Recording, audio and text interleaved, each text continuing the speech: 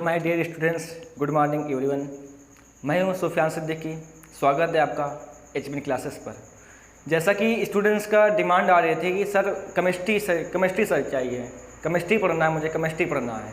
तो उसी डिमांड के अनुसार आज हम आपको एक नया सब्जेक्ट, नया टॉपिक स्टार्ट करने वाले हैं, केमिस्ट्री, वो भी इंटरमीडिएट की।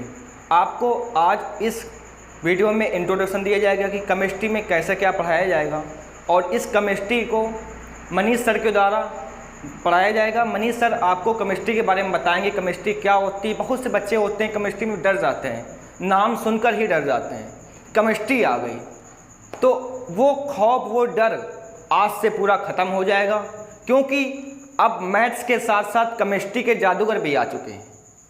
वेलकम डियर स्टूडेंट, स्वागत है आप सभी का हमारे YouTube चैनल HBN क्लासेस पर। जैसा कि आपको सर ने बताया कि हमारे केमिस्ट्री भी मनीष सर पढ़ाने वाले हैं, तो आप लोग हमसे परिचित है ही कि हम मैथ्स पढ़ाते हैं, मैथ्स के जादूगर, लेकिन आपको केमिस्ट्री में भी जादूगर बना देंगे।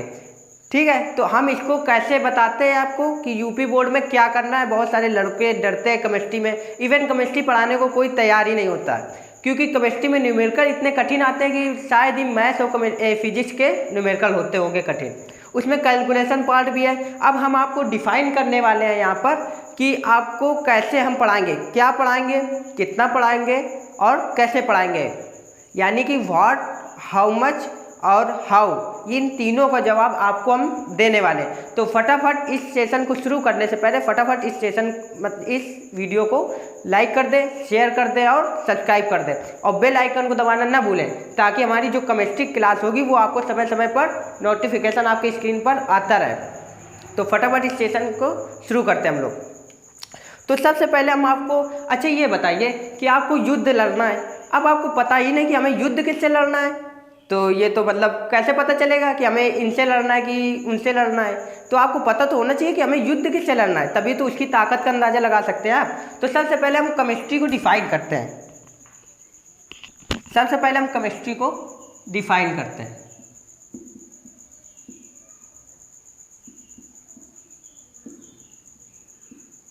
ये होती है आपकी केमिस्ट्री, और इंटर की जो केमिस्ट्री है वो 3 पार्ट में बटी हुई है। लगभग 15 या 16 चैप्टर है और 3 पार्ट में बटी हुई है। गौर से समझिएगा। पहला पार्ट होता है फिजिकल केमिस्ट्री,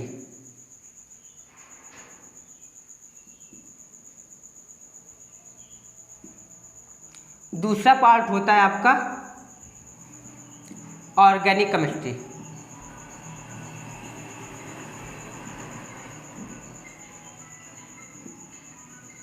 तीसरा पार्ट होता है आपका इनऑर्गेनिक केमिस्ट्री।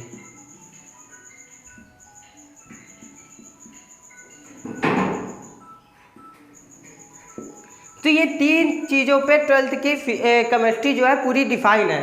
अब इन 3 खंड है, और तीनों खंड में क्या क्या आता है हम बता देते हैं आपको। चलिए, पहले पे कितने चैप्टर है, लगभग 5 से 6 चैप्टर हैं। आपको बताते हैं सबसे पहले सॉलिड स्टेट। इसको हिंदी में कहते हैं ठोस अवस्था, आप लोग लिख लीजिएगा, हम इंग्लिश में लिखेंगे। सॉलिड स्टेट को कहते हैं ठोस अवस्था।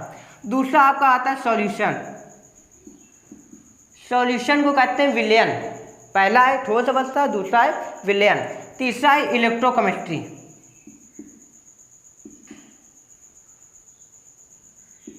इलेक्ट्रोकेमिस्ट्री का मतलब है वैद्युत रसायन, और चौथा है केमिकल काइनेटिक्स।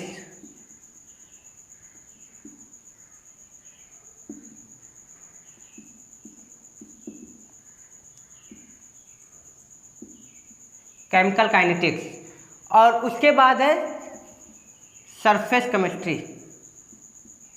केमिकल काइनेटिक्स का मतलब रासायनिक बलगतिकी, और सरफेस केमिस्ट्री का मतलब होता है पृष्ठ रसायन। और छठवें में आपका तत्वों का वर्गीकरण, आइसोलेशन ऑफ एलिमेंट्स वगैरह वगैरह। तो तत्वों का वर्गीकरण और सिद्धांत प्रिंसिपल ऑफ आइसोलेशन वो हो जाता है आपका छठवां।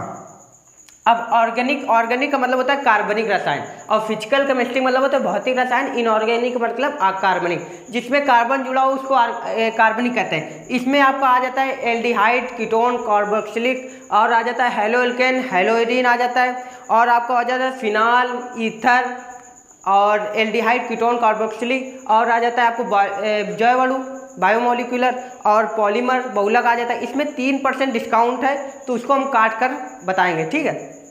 और इनऑर्गेनिक में आ जाता है आपको 3 चैप्टर होते हैं, P block, D block, F block, और उपसह संयोजन यौगिक। उपसह संयोजन यौगिक से 4 नंबर के 100% IUPAC आते हैं, और IUPAC केवल एक क्लास में खत्म।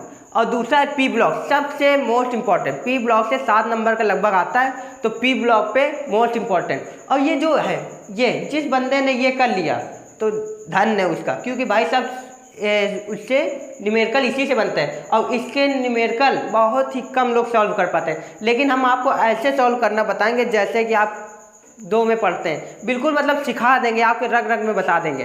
तो अब केमिस्ट्री से डरने की ज़रूरत नहीं है, क्योंकि हम आ गए। और उसके बाद जो है हम इसके न्यूमेरिकल सॉल्व कराएंगे। हमारी एक क्लास रहेगी कॉन्सेप्ट की और एक रहेगी प्रैक्टिस की।